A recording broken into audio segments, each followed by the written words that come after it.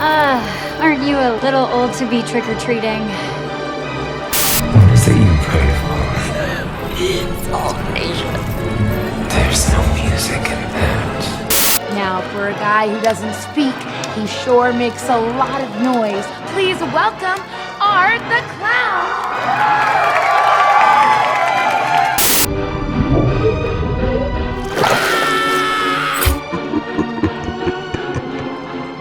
What's scarier? A slasher who comes or a slasher who doesn't come?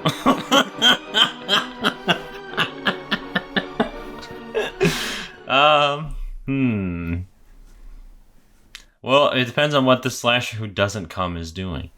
Well, like, a slasher who doesn't come is like art. You know? Oh. Like, he doesn't get anything sexual. He's just oh, I'm having a good time. I see what you mean. Yeah, Okay. that's what I was thinking about that this morning. Why? Because I was thinking about, what can, like, we expect in, like, Terrifier 2, right? Because we've seen, like, shit. We've seen, like, of course, blood and puke. So I was like, what if... We've seen shit? When the hell in was the shit? first movie. Really? When? When he shits in the pizza guy's bathroom and then writes his name in shit on the wall. Oh, I forgot about that. Yeah, they even do a callback to that in this one, in the bathroom. Okay. Yeah. Huh. Yeah, but I was thinking about, like, Art comes in his balls the whole time.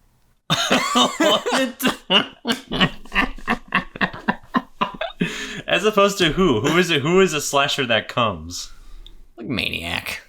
You know, like the guys that get, like sexual satisfaction. Because those guys you can predict. Yeah. You know? Does Michael Myers come? Yeah, I think that's why he kills. He hasn't gotten to come out. He really wants to. He keeps trying, but it just doesn't work for him. No. I like how that's the opening. It's not an episode if we don't talk about cum. So it's been a while since we have. Yeah, Halloween has really stopped our cum talk. Yeah, which is a shame. Michael Myers really dries up our balls.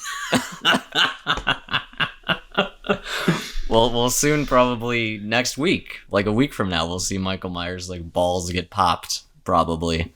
Oh God, yeah. So hopefully, I'll Lori and him have just the most aggressive sex possible. No, this isn't Resurrection.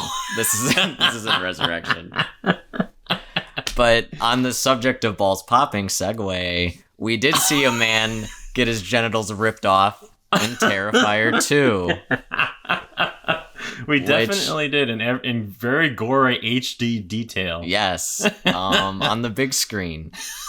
So we just got back, literally just got back from seeing, like, I guess you could call it an event. They were advertising it as like an event because it's this weekend only in like select theaters, and we were lucky enough in the middle of nowhere that the theater nearby had this. Right. So we saw Terrifier 2, the unrated cut. Unrated cut. And we are big Terrifier fans. I watched the first one like every year since like 2017. Mm-hmm. I got like my family into it. Like my dad loves Terrifier. He loves art. He was bummed he couldn't see it with us. It would have been nice to have him along. Yeah, I'd love to see him react to a woman get brutally murdered for 5 minutes straight. That good was quality father and son time.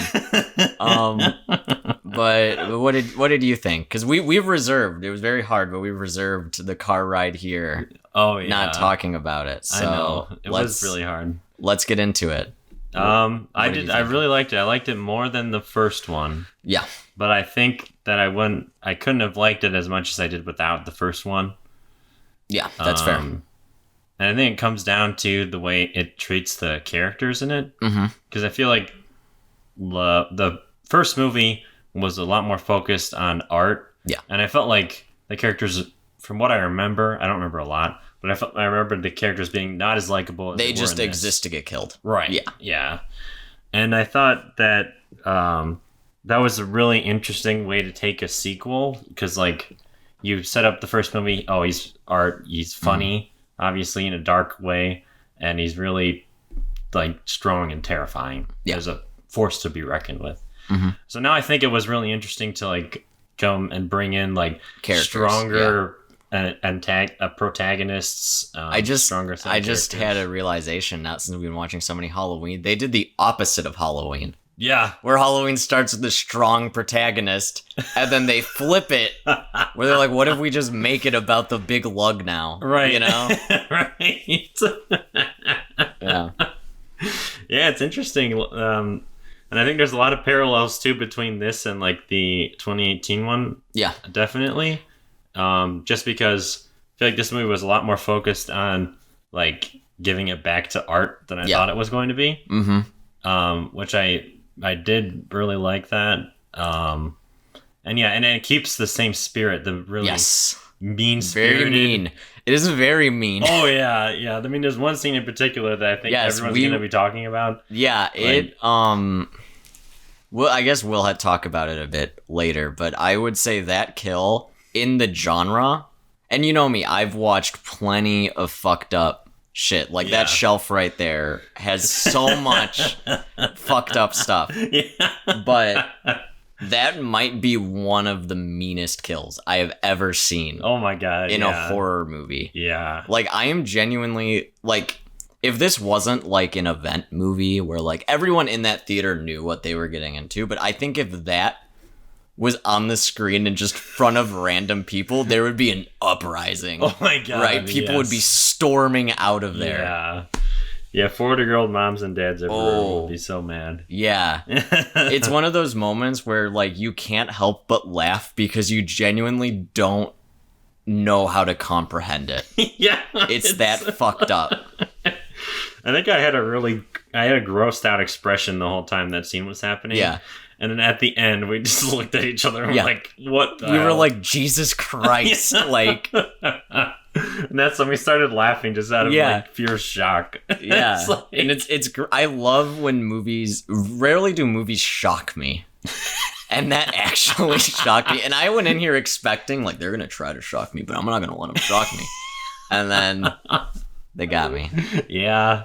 It was crazy. I did not expect they were going to be able to top that the hacksaw, upside down hacksaw kill from the first one. Like, boy, was I wrong. Yeah. I was Very really wrong. Well, I mean, that's what I like about this. I guess now it's a franchise. Terrifier is that there is a focus on the kills. Mm-hmm. Because like Terrifier to me, and a reason why I think I forgive so much of the faults of the first film is because it knows what it is. It doesn't try to be anything more. It knows why you're here. Mm-hmm. You want to see a scary clown kill people. Mm-hmm. Let's give them exactly that. Yeah. And Terrifier 2 understands that same concept. But they're like, what if we can elaborate on it, right? Mm-hmm. Like, we have the character, we've set him up. Let's just now actually add more onto, I guess, the lore and just other characters he interacts with, which is cool. And I like that they don't explain any of it. Yeah, that was pretty unique for me, too. I like that a lot. And it's definitely, like, because I remember when they were, like, announced they were making this, and there was an interview of him, like, just after filming, like, a scene from Terrifier 2, and he even, like, it said, like, yeah, I plan on making 3 movies. Like, we don't know what the third movie is yet. But like it's planned, and they showed that behind the scenes thing at the theater. Yeah, and it sounds like he has even more ideas than just 3, which is awesome. Like honestly, if it's Damien Leone and that guy just keep making these movies, I don't care. I will watch it. Oh yeah, you know what I mean? Yeah, because they're very fun. Yeah, it's a really fun set of slasher movies so far. This one I think was less fun than the first one, but on purpose. Yes. Like, because like we said, it's like it really like spends a lot of time with the characters that aren't art, and it really builds them up to be likable and like normal people, and they're all really well written and well acted. Yeah, like, I don't think people praise that enough about these movies. Like even the first one is really well acted, like surprisingly for such a small film, for a low budget. Well, again, it's one of those things where everyone involved is just having fun and loving it, you know, like everyone involved wants to be there, not they're getting paid to be there. So, and I think that's like a huge difference, regardless of like your skill or range, Mhm. you know, you're gonna give it 100% if you actually like doing something. Right.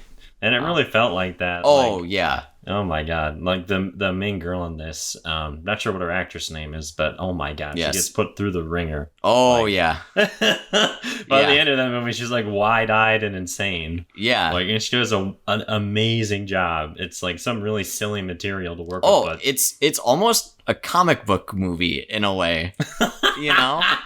Yeah, it kind And of they do is. kind of set that up a bit. Yeah. She reminded me a lot of Wonder Woman. near Yeah, end, the especially costume. with that short sword. Yeah. I was like, this is. Really... I was thinking that too.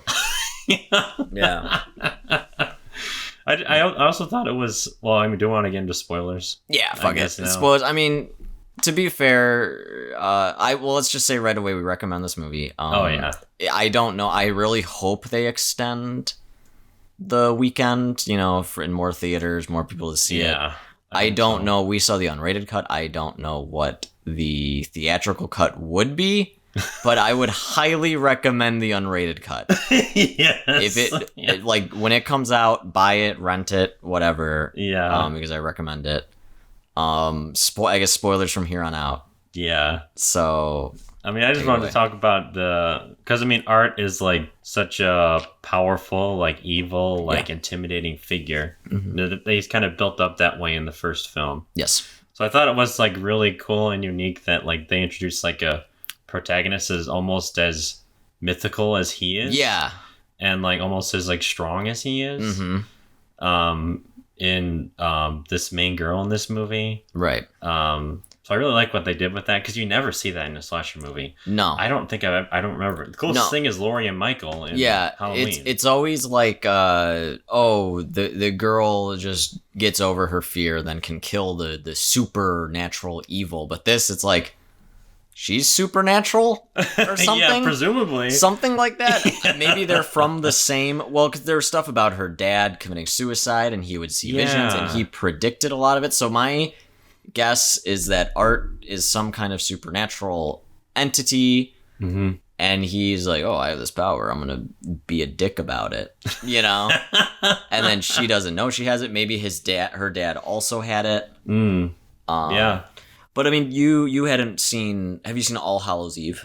Mm-mm. So All Hallows Eve is a anthology, and that's where Art is first introduced. Because Oh. originally they did a short film called Terrifier. It's like 15 minutes. It's really good. I recommend just looking it up. It's really Yeah. fun. I'm surprised I haven't watched that yet. Yeah, and then they made All Hallows Eve, which was like an anthology. Mm-hmm.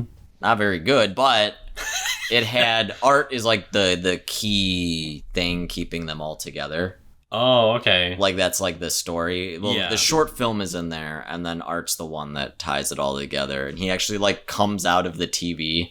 So he is Oh, like that's cool. supernatural in it. Mm-hmm. Because that one, the whole idea is like the kids go trick or treating, and a scary guy gives them a tape, like a VHS, and they're like, "Oh, let's watch it," and then it's just like Art doing shenanigans. Yeah, I mean, I recommend it just if you want more Art content and you haven't seen it. Oh, yeah. I know it's like I always see it just on like Prime or Tubi. It's like Oh, everywhere. okay. But yeah, no, Sure but it's out like there. even the original short film is very goofy. Like even the original, there's like my favorite bit in it was like the girl is able to like get away. She's getting chased and she goes to this like abandoned like barn and she's able to lock the door and Art like can't get in and gives up. And she's like exhausted and she like falls asleep and wakes up and it's like, oh, it's daytime. I'm like free. And then suddenly the ground in front of her starts like shaking a little. And Art, you just see his little hands come up and his head pops out because he like dug a hole. Like Bugs Bunny? Yeah, Bugs Bunny. He's literally Bugs Bunny'd it out there. So it's still in a way like supernatural and goofy, Yeah. which I'm glad they kind of stuck to. Like they embrace it. Mm-hmm. You know, where like Halloween, they're so ashamed of the last entry that they're like, how can we rewrite this character, make this make sense? It's like, no, you don't need it to make sense. No, yeah. You know? Yeah. You just Like- gotta roll with it. Yeah, like, and they like make fun of it because like Art in the beginning has like when it's like takes place right after the first movie when he kills the coroner. And he has like a hole in the back of his head and he even cuts out the guy's eye because Art's missing an eye because he gets shot there and he like sticks it in. Yeah. Yeah. It's basically showing it doesn't matter how Art is back, really. Yeah, it doesn't matter. Fuck you. If you are like concerned at this point why Art is alive, the movie has already lost you. Yeah, exactly. You know? Yeah. You're not going to be on board with everything else that happens. Because it does get very surreal. Surprisingly, and that's some of the best stuff. Oh yeah, like that whole her dream. Yeah, with the clown cafe. Yeah, with the catchy jingle. That was like amazing. Yeah, that was a really cool scene. That was. Yeah, and I was like, is this gonna be like the movie? Like I was like, is Art gonna be real? Because it does do like Art sees the little girl at the beginning. Mm-hmm. And you're like, is this in his head? Because it's clear when he's like playing patty cake with her, and then the guy sees and it's just him naked playing patty cake by himself. Yeah. I also love seeing Art do really mundane things. Yeah, that was so funny. Like him just going to the laundromat and just like taking off his clothes and just naked sitting there reading a newspaper. Yeah. And like laughing at an article about a car crash that killed a family. Like stuff like that is great. Yeah. And I'm glad, like, the audience also was, like, it was a decent audience enough. Yeah, they were laughing at a lot of it. Yeah. So, they were there for it. Yeah, if you're going to that, I can't imagine a lot of just random people walking in. No. Oh, this Terrifier movie. Especially something called Terrifier 2. You probably know what you're getting yourself into. Yeah. And they say the name of the movie in the movie. They do. See, okay, this is my question. I don't remember everything about the first one because it's been a while since I watched it. Shamefully, I should have watched it again. But, fake fan. Yeah. So they never explain why the movie's called Terrifier in the first one. It's just called that. It's just called that. Oh, okay. Yeah. So that's kind of cool that they. Well, I don't know if he had this in mind. Idea, yeah, and then just never was able to do it. Yeah. But yeah, it's the fun house that. Like the climax, the third act takes place in. But when, because this brother's lost or whatever, or they're like baiting her, and he's like, I'm stuck, and she's like, where? And he's like, the Terrifier, and I thought he was like calling Art the Terrifier, like the Terrifier's here. And then when it showed the sign, I was like, oh, that's the place. That's the place. That's the place. No, I thought that too initially. Then I thought, oh, that's the name of a ride there. Yeah. And then it was a haunted house, and I was like, okay, close enough. That's cool.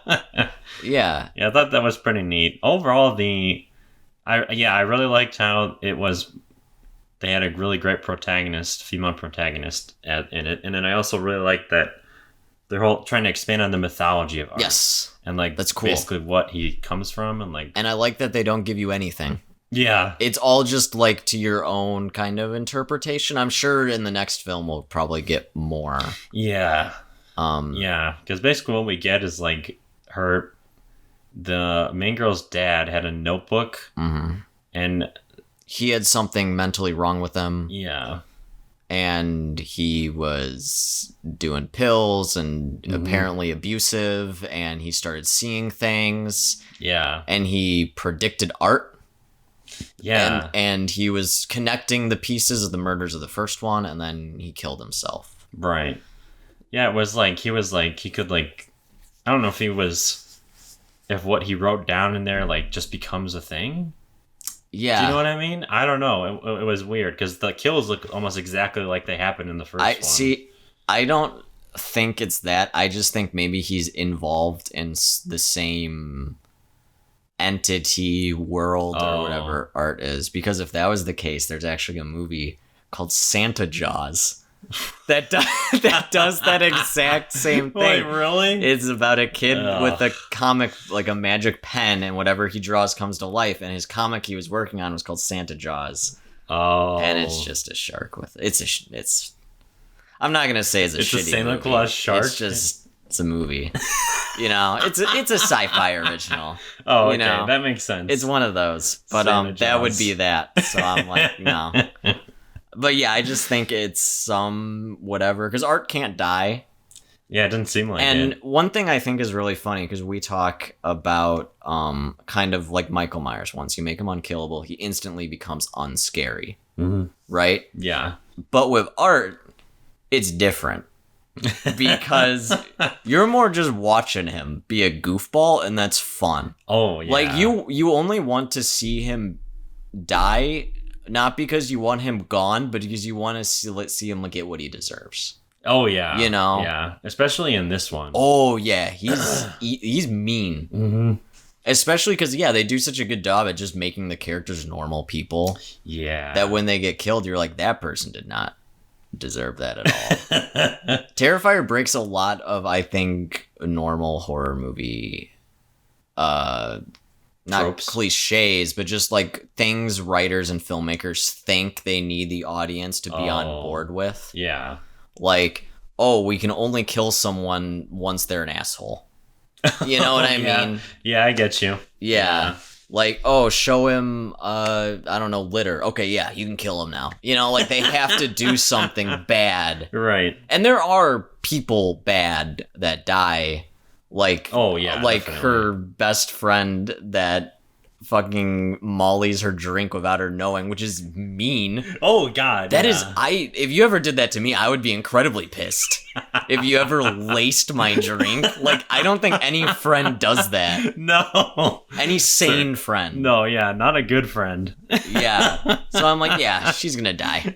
That's fine. But even, well, all right, let's get into it. Yeah. The kill. The scene. The scene. Okay. This is the scene of scenes. This is definitely one of the most fucked up kills I have seen in the slasher genre. Absolutely. It is incredibly mean, and it just doesn't stop.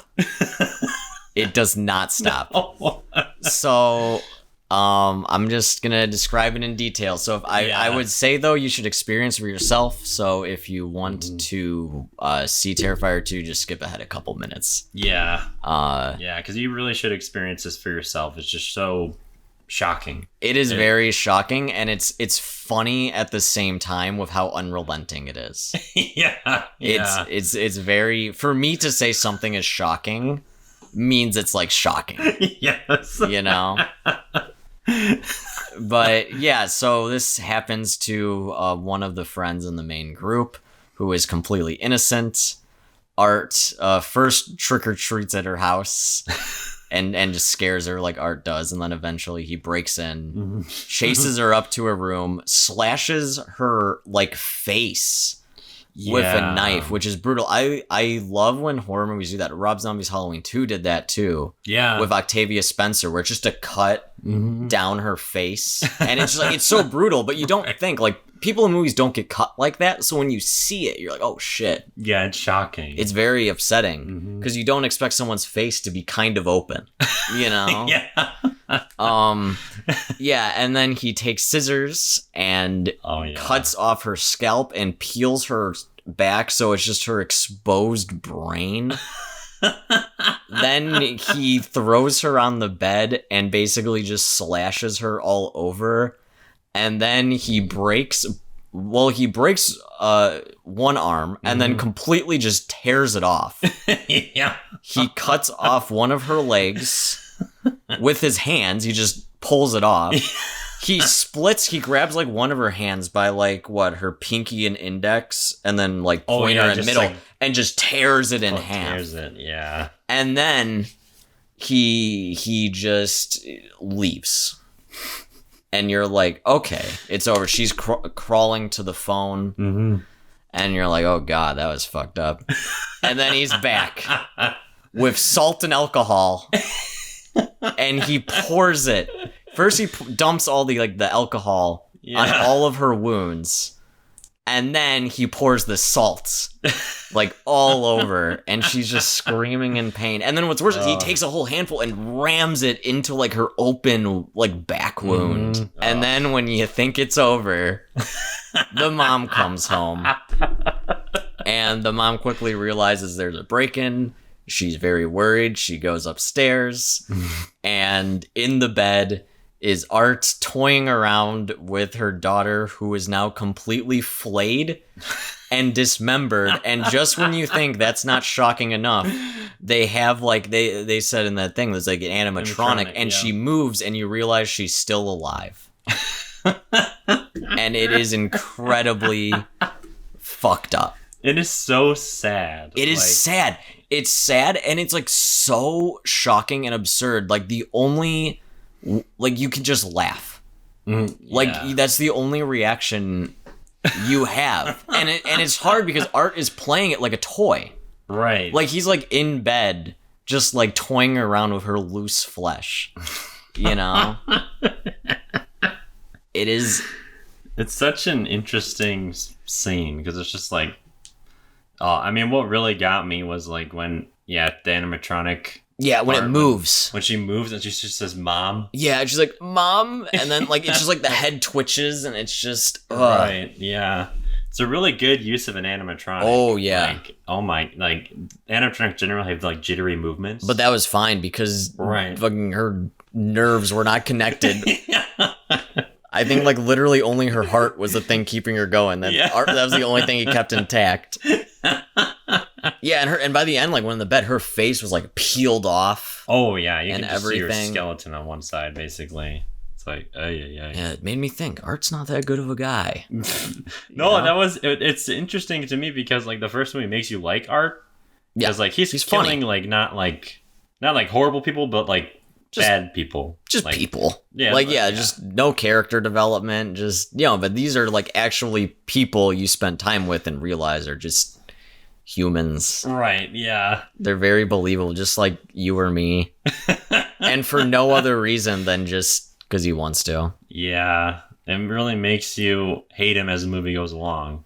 Because I noticed in the theater, like, the laughter was dying down as the movie went along. Yes. Because of how horrible everything was escalating. Yes. And I thought that was just, like, so interesting for a film to do. Mm-hmm. Like, I just thought that was so, like, ballsy and weird. Yeah, well, I think it's about, I mean, a lot of the movie is about, like, the spectacle of, like all slasher sequels, they do go down the route of showing, like, tragedy. Mm-hmm. Like, her brother wants to dress up as Art the Clown, and she's like, no, he killed 9 people. How would you feel if one of us got killed and people are dressing around celebrating?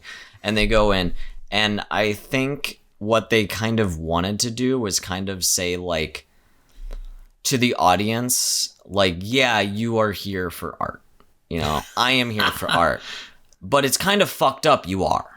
Yeah. You know what I mean? Yeah. But the difference is, yeah. You know what I mean? Those movies get too kind of, like, they make you feel bad. Mm-hmm. Like, one example I can think of that's executed incredibly well is a Takeshi Miike film, Dead or Alive 2, where the first Dead or Alive we watched together, there's a Yakuza movie. It's incredibly violent, incredibly fucked up. Mm-hmm. But the second movie is just about, like, you're there, right? Dead or Alive, you saw the first one. Mm-hmm. The movie is, like, there's a little bit of action in the beginning. It sets up the story. Our characters meet. They realize they are long-lost childhood friends from this orphan. They go back to the island, and they basically relive their childhood, and they help out the orphanage. And that's the movie. But the whole time you're watching this movie, you're just going... Where's the Yakuza? Where's the killing? And like, part of the climax of the film is then putting on this play. And the way Miike stitches it together is, like, basically you see what's going on in the city while these Yakuza members are not there. Yeah. And while they're putting on the play, it's getting cut with a big, like, gang battle. But every time, right before someone dies, cuts back to the play. Oh. Because it's like Miike saying, like, you want to see this violence, you are sick. I want to show you this. Right. Like, this really nice story. And it's incredibly genius. Yeah. And what I think they're doing with Terrifier, with Art, is they're saying, like, yeah, you're fucked up, and we're giving you what you want. It's almost like in the opposite way, but they're also like, this is fun. Yeah. Yeah. It was very much like, to me, like, we're giving you what you want, but we're going to make you feel bad about it. Yeah. And you're still going to love it. Yeah, you're still going to like it because it's, at the end of the day, it is really detailed and well done gore. Yes. So, but yes. it just makes you feel bad that those characters got killed so horribly because, I mean, that one kill that we're talking about that goes on for forever where she just gets, like, salt rubbed on her, disemboweled, cut up. Like, she did not deserve that. No. She was very good kind character, yeah. Oh, and then we forgot to add that her mother's head was used as a candy bowl for the children. Yeah. There's one other kill I want to talk about. Okay. And that is our main character's mother, who gets blasted in the face with Art's ankle shotgun, which is awesome. I thought that was a shotgun. It's like a snub-nosed double barrel. Yeah. It's not even like sawed off. It's like snub-nosed. It reminds me, have you ever seen Killing Them Softly? Yeah. You know that double barrel where Yeah. like it's so short the bullets are sticking out of the end. Yeah. And he's just like, you shoot that thing, it's gonna kill everyone. He's like, good, tell him that, you know? It reminded me of that. Yeah, but Yeah. he shoots her in the face, her head is just mush. And then later the son comes home and she's like propped up for dinner. And Art comes in with the apron and he just made mashed potatoes. And when the kid's shocked, he takes the mashed potatoes and shoves them in his dead mother's cranium. And just mixing the mashed potatoes with all of her brain and head guts. Yeah. And it's funny and shocking and hilarious. The gore in this movie is incredible. It is very good. Like, oh my god. There was another one when they when that shopkeeper at the beginning got beheaded. Mm-hmm.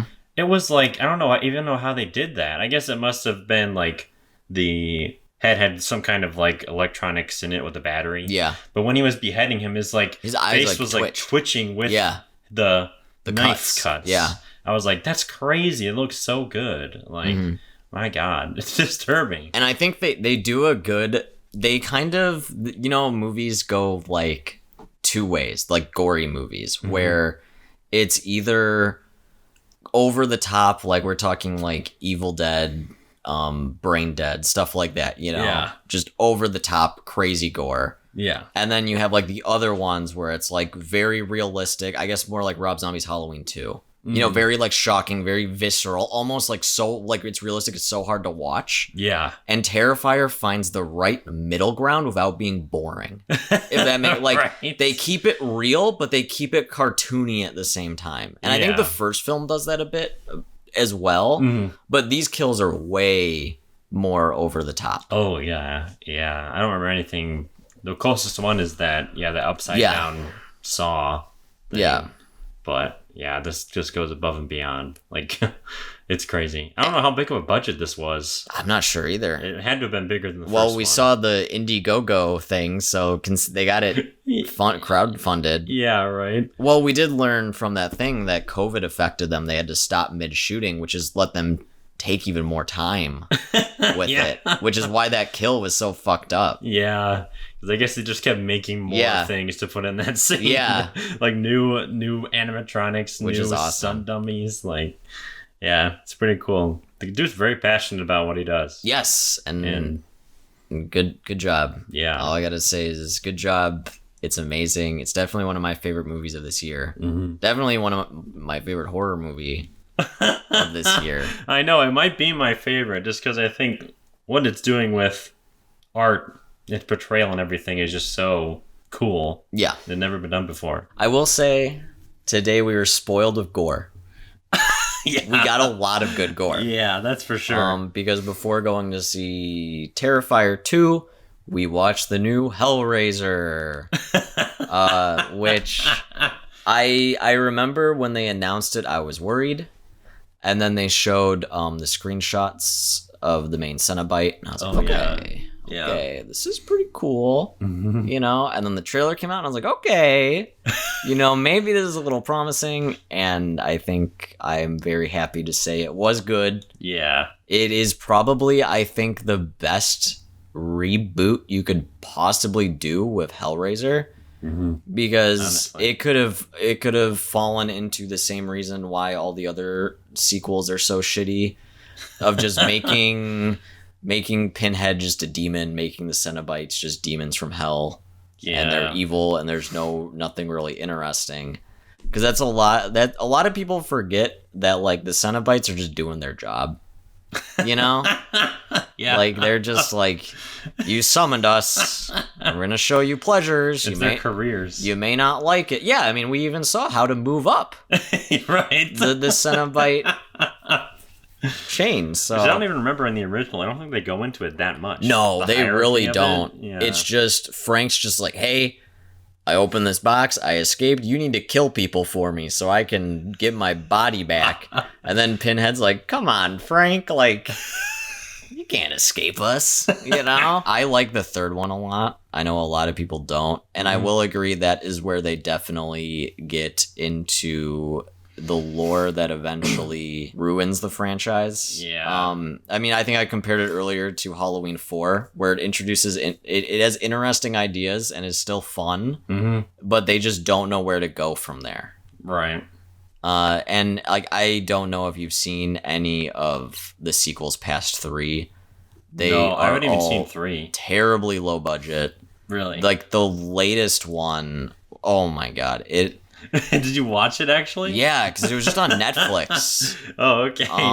And has the budget of like a sci-fi original. Just as much weird CG shit as you'd expect. Oh, and the beginning, like opening 10 minutes, looks like what a college student would do, like a really edgy college student. You know what I mean? Yeah. Like, this is a dude that like only understands metal on like a face value thing. Like, he believes like these people actually like believe in Satan. He's like, hell yeah, Satan's cool. You know, like he doesn't understand it's a joke. Right. Yeah. And then he made a movie. That's what that movie is. Which one is that? Hellraiser Bloodlines or something? Judgment? Mint. There is one called that. There is one called Bloodlines. Yeah. I know there's one with Henry Cavill. What? There's one with Henry Cavill. There's one with Adam Scott. Why are they in these movies? It's like their first gigs. I mean, fair enough. You could do worse, I guess. But yeah, I'm a big Hellraiser guy. Yeah. You know me. I like anything involves sadomasochism. That's a topic that I love, and I was glad that this Hellraiser understood the characters. Yeah. And introduces a good character, like a nice protagonist. Mm-hmm. They do good job at making characters you want to see die. Yeah. Like, I want to see that man flayed. Okay, cool. I get to see him flayed. You know, like...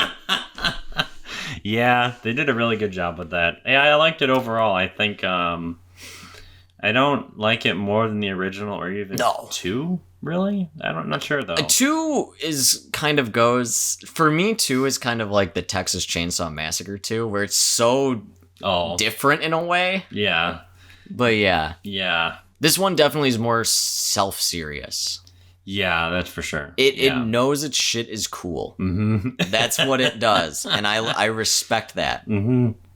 Yeah, and I really liked also in this one how from what I remember in the original Hellraiser, there's not that much like establishing of the rules of the Cenobites, like what they can and can't do, because they seem to be able to just do everything in that movie. Yeah, because they're like dimensional not demons. That's a bad word, but just beings. Right. Because, like, the idea is, at least in the first one, all that's established is you open the box, means you summon them. It basically says, hey, I want to experience all the pleasures the universe has, not just our world, but just the universe has to offer. And they're like, okay. And typically, if you're fucked up enough, you like it. Mm-hmm. And then that's when you kind of are like, oh, okay, maybe this life's good. But the thing is, 99.9% of the people that open it don't like it. Yeah. You know, the second those chains go into them and they're like, hang on, I don't like this feeling. They think they're going to like it and then they end up not liking it. Yeah. Yeah. That's about what I got from it. And that's exactly what happened with the antagonist in this one. Yeah. We have a very Frank-esque character. Mm-hmm. They do a good job at rebooting it, but it's... I wouldn't call it a remake, but the plot beats are very similar. They are, yeah. From what I read, it's a lot closer to the book, allegedly. Because I guess Clive Barker was a lot more involved in this one. He was involved in this one. The original. I know for a fact, like, obviously, one of the talking points about this movie was that they cast a female as Pinhead. And I guess in the book as well, there's precedence for that because the book describes Pinhead as talking like in a gender fluid way. Like he doesn't sound like a woman or a man. He right, he's just like a being something in between. Yeah. So it's like, and the voice definitely reflected that in this movie. Yeah, it does not even sound like a female voice. Oh no, it sounds something like really weird. It's very like ethereal. Yeah, Like yeah. It's like not from this world. Was cool. That was so cool about it. Like, and very menacing. yeah, really menacing. Yeah, and all the Cenobites rock. Oh, Like God, they look yeah. good. Yeah. One thing I noticed that I loved was a lot of them in the original. I remember them having like black, like leather, like cloaks, Mhm. and in this, like Pinhead's whole costume is literally just like skin, like Yeah. folded over. Yeah. Like I thought that was really creative and like cool looking. Mhm. Yeah, let's just fold my tummy hair over my penis so no one can see. Yeah. That's the new fashion statement in the Hellraiser world. And like even at the end, we see that we see a Cenobite get made. Yeah. You see the process of it. Mm-hmm. Yeah, and I like that. I imagine if you were like, say, we could just had a zipper on us. That's how I would imagine where the zippers would be, where they got like peeled. You know? Yeah. I don't know why. It just makes sense. Definitely the positives were the gore and stuff. I felt like that was pretty cool. Yeah, I'm glad they really stuck to practical effects. Yeah, that was something I think we both noticed. That was pretty awesome. Yeah. I also liked how they were really they really held back on it for a while. Yeah. Which made it when you actually see it like a lot more impactful. Mm-hmm. Even those beginning scenes when you're not seeing it but you're just hearing it. Like the opening was really cool. Yeah. Yeah, and you see the chains, and it's like happening in the background. Mm-hmm. And you just hear the guy screaming at me like, and I mean, like chains are going into and I think one of my complaints with it, which I don't know if it's necessarily a complaint, I think it's more personal preference, but I think it, again, for us, we've seen Hellraiser, we know what's happening.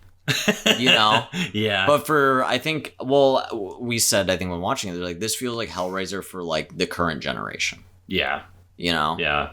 And they do a really good job, but they don't over explain it. Mm-hmm. You know, they leave it very still ambiguous. The rules at times get too ambiguous in this one. They're a bit more complex. Yeah, they're more complex, which makes them more confusing. Yeah. Than the original. But then again, it seems like the Cenobites don't care.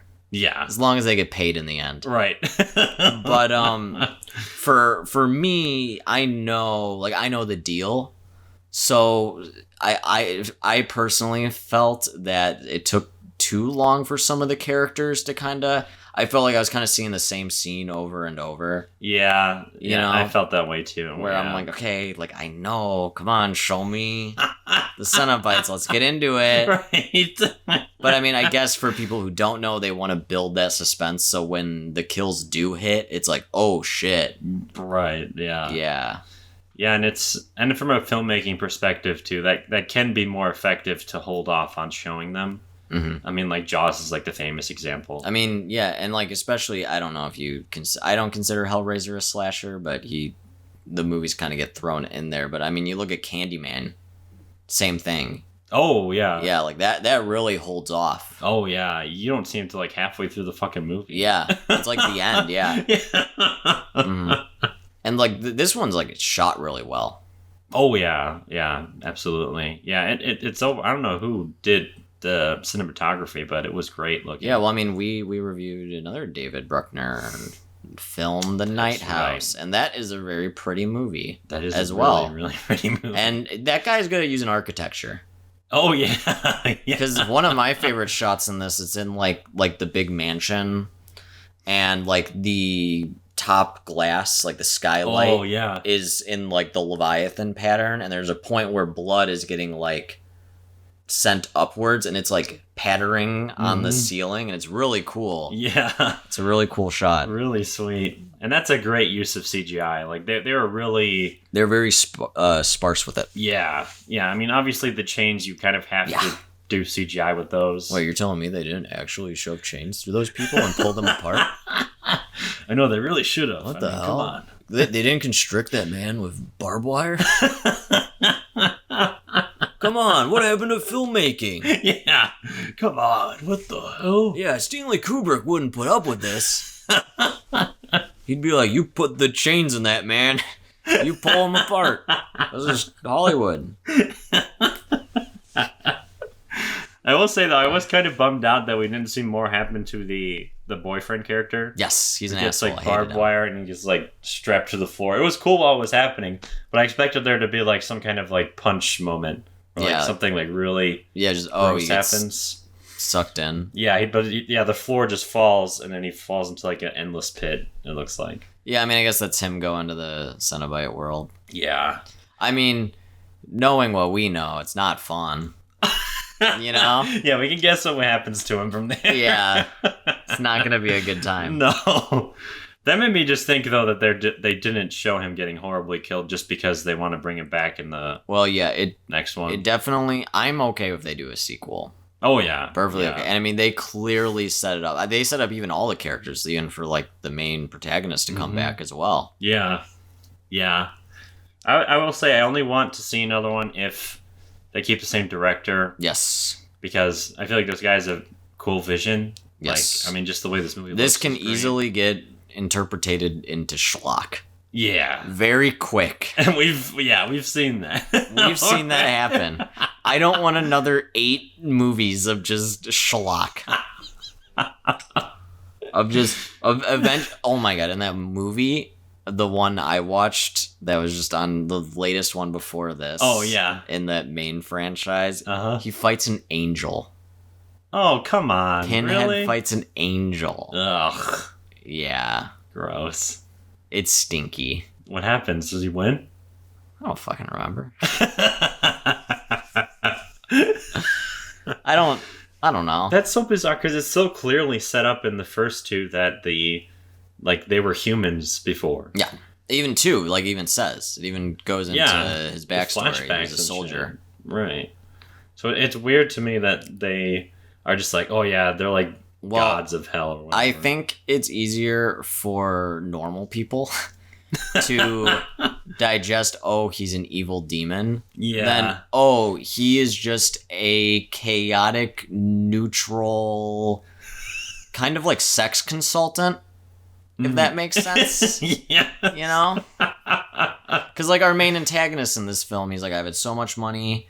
I have experienced all pleasures in the world. I want to experience more. Mm-hmm. You know, I want to experience pleasures no one on this earth has experienced. And they're like, oh, we can help you out with that. You know? Just give us a little blood. We can make that happen. And, of course, it doesn't work out like he wants. No. But I do want to talk about that because that was cool. The idea where the guy gets, I don't even know what it is, like clockwork device Yeah. shoved through his chest, and it's like pulling strings, and you find out that those are his nerves. So it's constantly Just pulling yanking on him. so he lives in constant like anguish at all times. And I I'm liked like- how, too, it seemed like the Cenobites were genuinely trying to give him something pleasurable. Because to them, pain is pleasure. Yeah, well, Like- to them, there's no such thing as pain. Right. Right? Like- Right. That's the thing about it. Yeah. So, yeah, Kakihara from Ichi the Killer should meet these Cenobites because he would love it. You would have a great time. Yeah, they would be like, "Oh shit, you're a lead Cenobite." You would usurp Pinhead. Yeah, I will say, though, I wanted to see Butterball. yeah, no I did. Butterball, no Butterball. That's We did for the get the sequel. Chatterer. Yeah. That was cool, although I was a little disappointed where they took his character. But we got a lot of cool ones. Like I Yeah. really liked that one that was like covered in leather. I don't even know. She looked like asphyxiated. Like Yeah. that was cool. There's one asphyxiated like Silent Hill. Yeah. There's one that's just constantly like wheezing. Yeah. Like whenever it would talk, it would just wheeze. Wasn't it called like the Weezer or something like that? It We saw in the was, subtitles. Yeah. We were like, oh shit, they have names? Yeah. What was it called? It was Gasp. Gasp. That's what it was. And then there was the Weeper, the Ace, there's Affix, like Yeah. asphyxiation. I think that was the one that was covered in like the leather. Yeah, I think so too. It'd be funny if like on the credits, like all those like the gasp, fix, chatter, and then just Greg. Like he's just one of them. Yeah. Just like a normal name. No, I want that. Next Yeah. movie, Cenobite that replaces the Chatterer is like just called It's just Greg. Yeah, we got this guy now. He's a little new. Just like, hey guys, It's like, what's your name? what's your I'm name? Like, I'm the priest. Yeah. What's your name? I'm the Gasp. Yeah. It's like, oh, I'm Greg. Yeah, look at this. They taped my forearm skin over to my elbow, but I had him stop there because it hurt a bit too much. You know, I got arthritis, so Yeah, can't bend my bones that much. Yeah. They just gave me the Cenobite just gave me IBS. You know. It's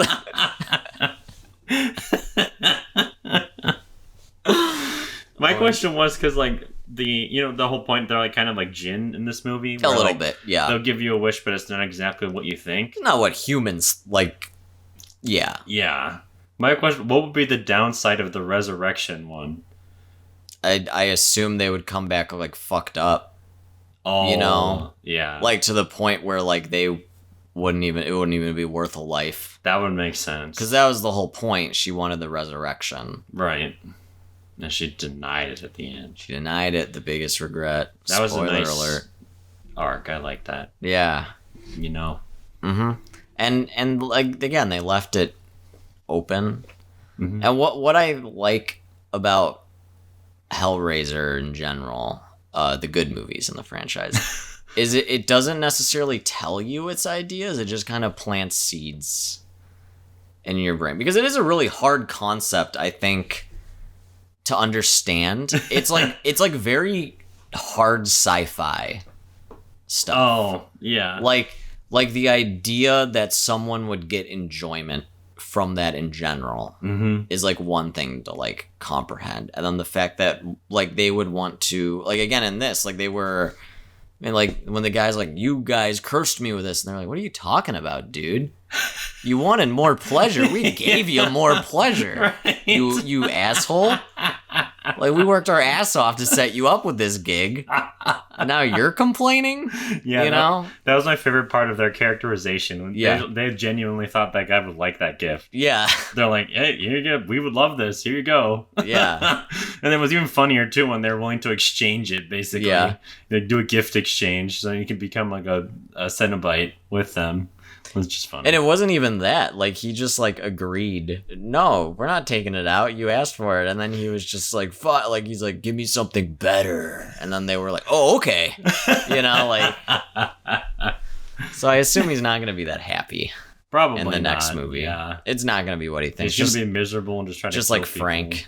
Yeah, Yeah. exactly. He's going to try to find a way out of there. Because what character was it in the first one that gets turned into a Cenobite and is in the second one? Is like that floating like thing. This is the doctor. He was in the second one only. Oh, just the second one. But yeah, he was like fascinated. For some reason he knew about like the Leviathan. Mm-hmm. But Frank is still trying to get out in the second one as well. Oh, that's right. That's how the main chick gets sucked back in Okay. to Vala, because that one like takes place right after the first movie when she's in the hospital. Yeah, I remember that. Because the door opens and there's that weird floating creature head chasing her. Oh, yeah. It's a good movie. Yeah, I like that I need to movie. rewatch it. Well, you know what? We're gonna review all the Hellraisers. Eventually, yeah. Eventually. We'll have to sit through. You know, I always see like in the Walmart like $2.50 DVD bin. There's always one that's like a 4-pack. Yeah. It's like Hellraiser 4. Like they really hype it up, and then you look and it's all those like shitty ones. Yeah. Like 5, 6, 7, and 8. You know? All the ones with crappy subtitles. Yeah. Hellraiser Resurgence. Yeah. Hellraiser Revenge. It doesn't mean anything. No. What does Bloodline mean? You know? Nothing. It's just, you need a cool name. You don't want to call it Hellraiser 9 Yeah. because you're embarrassed you made this many. Like they're just in the writers' room. They're like, "Oh, come up with a cool name. Come up, Bobby Joe." No, we can't name it that. Hellraiser, Bobby Joe. Bobby Joe. That's some liberal goo, right? That is total liberal goo. I agree. Oh my god. I think this Hellraiser is good if you're a fan. And I think it's also good if you don't know anything about Hellraiser as well. Yeah. I think you get a lot more out of it if you didn't know anything. Honestly. Yeah, it's a very good entry to the franchise. And I hope this brings kind of like a resurgence to the original. Mm-hmm. You know, a lot of people going, hey, what's going on here? Yeah, give that movie a chance. Because I feel like of all the horror icons, Pinhead is like the one that people know the least about. Yes. You But know he's what I mean? always in like, you know, you see like fan art of like someone put all the characters together and like Pinhead's there, but you ask like anybody and they're like, Hellraiser? That guy? Hellraiser? You know? Yeah, they call him Hellraiser. Yeah, which is funny because like I don't think he's ever officially called Pinhead. No, he's not. It's just the fans have just called him that. Yeah. Which is pretty funny. I think maybe they embraced it later on. Yeah, they had to have, I would assume. Yeah. And they do a bit of fan service in this one. You know, they say with that we line. have such sights to show you. Yeah. Yeah. They held off on it. They though. held off, yeah. I was fine with it at that point because like they'd not done any of that up to that point. I was like, yeah, you can say that. That's fine. It makes Yeah. sense with the scene too. Yeah, so. it did. Because that's like kind of that's like their catchphrase. You Right. know? Like someone opens it, they're like, hey guys, you know. I imagine like they're like tired of saying it. You know, because they say it's just like honestly, it's like a script in their head they gotta read. Yeah. Like, we have so much sights to show you. Okay, come here. This is the Chatterer. He's our HR department. He'll get you signed up.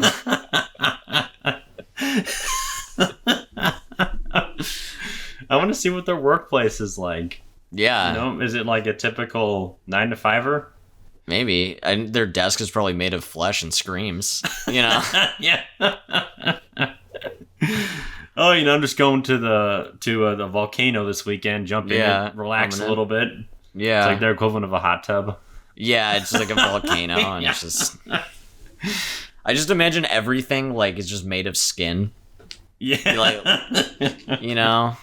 Yeah, the basically, they're stretched not even skin. wearing clothes. They're just Yeah. literally skin cut and stretched. And we did get a little glimpses of their world. There was like a little hanging thing, and Yeah. there was like stretched out skin. Mm-hmm.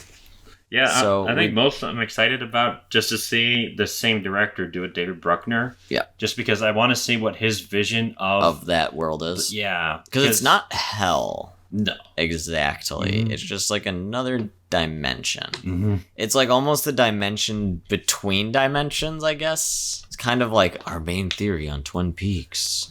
What? You know how we say like some of that stuff? It's like there's like different layers of like Oh, in the return? reality and dimensions and all that crap. Yeah. Where I think that is kind of like one. I don't know. I want to just see cool stuff. Yeah. we Show me got it. scary stuff. Yeah, I'm because I always thought the way that their world looked in Hellraiser 2 could have been cooler. Yeah. I think they probably just didn't have the technology to do it, but I think now if they really attempted that, because it seems like that's where they're going, because they barely show their world in this. Right. So if they do a sequel to this one, like I'm really eager just to see what that looks like. You know, I think it'll be really sweet and cool. Yeah, I imagine I'm for some reason picturing like the Silent Hill movies. You know, like when the alarm goes off and everything starts like changing. Yeah, I kind of yeah. picture something like that, That'd be cool. where everything's probably real sticky. Yeah. I don't know if I could live in the Hellraiser world. No, never. Yeah, everything is all gooey. Pain is not pleasure to me. No thanks. Not doing No, sir. I don't even think that kind of pain is pleasure to people who think pain is pleasure. that. No. Yeah, I want to see. These are the two things I want. I want to see the Leviathan go in the hands of a Rubik's Cube champion. I want to see him solve it faster than anyone can solve it, and just immediately gets whatever he wants. Yeah, like there's a live stream of it on YouTube, Yeah. and he's solving it. Opening the Leviathan. You know those weird like clickbaity like YouTube for kids like horror stuff where it's like evil baby monkey attacks me at 3 a.m. But it's just like opening the Leviathan at 3 a.m. Pinhead appears. Watch to the end. And it's just him done. Yeah. Just over. Final configuration. Yeah, finally done. It was the time 10 seconds. Cool. And then like Pinhead appears like we have such size, and he just resets it and does it again, and they just disappear and come back. He keeps doing that over and over again. Pinhead's like, you little shit. Yeah. He's like, stop it. He's like, time. That's what we want to see. And then I also want to see just the world's biggest masochist get a hand on it. Oh, You know, yeah, be like, hell yeah. absolutely. Especially with how they changed it now, where it like a knife comes out and stabs you, and that's what marks you. That's what marks you, yeah. Like it would be cool to see someone who's just like really evil and just like does that and just stabs people. Like... Yeah, honestly, okay.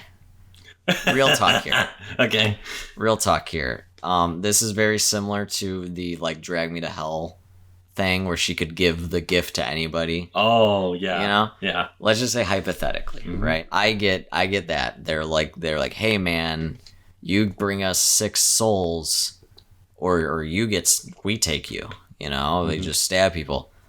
I would just go on the street just there's your 6. The random people. Just wrong place, wrong time. Be done with it. I'm out of here. I choose the regret option. I'm gone. Yeah, I mean, realistically, that's what you would do. I like it. Yeah, I think I would try to go to death row or something like that. Oh, yeah. People that were gonna die anyway. Try convincing going into a max security prison with a metal box of a serrated edge coming out of it. Be like, I just need like your equivalent of like a John Wayne Gacy.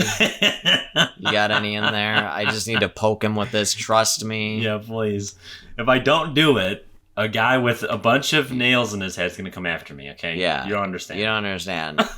This skin, I moisturize a lot. I don't want it off of me.